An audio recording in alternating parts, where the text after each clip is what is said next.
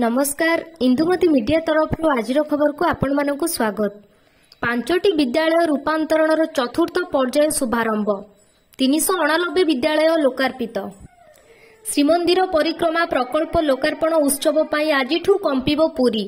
30 platoon force 30 officer हेबे मुतयन।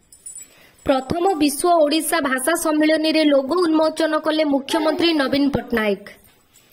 Purushottampur thalassaemia शिशु को 1 लाख सहायता राशि प्रदान कले राज्यपाल। 5T अध्यक्ष छात्र छात्री को 6 गुरु मंत्र। बलांगीर सफलतार सूत्र कले पांडियान।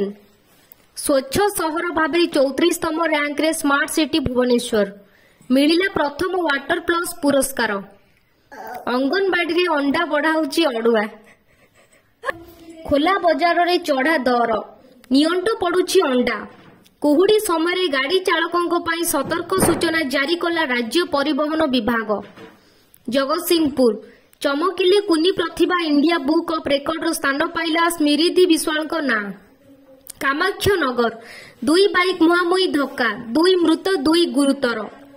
भुवनेश्वर जल संपद वाणिज्य और परिवहन मंत्री टुकुनी साहू कार दुर्घटनाग्रस्त।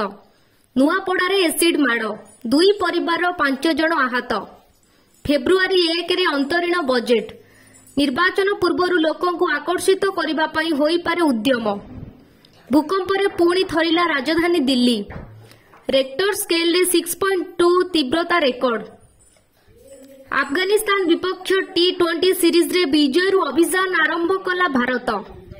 सुप्रीम कोर्ट रे पहुंचिला धारा 370 उच्छेद प्रसंग। पुनः विचार पई आवेदन दाखल। एहीपरि नुआ नुआ वीडियो देखिबा पई एही चैनल को सब्सक्राइब करंतु।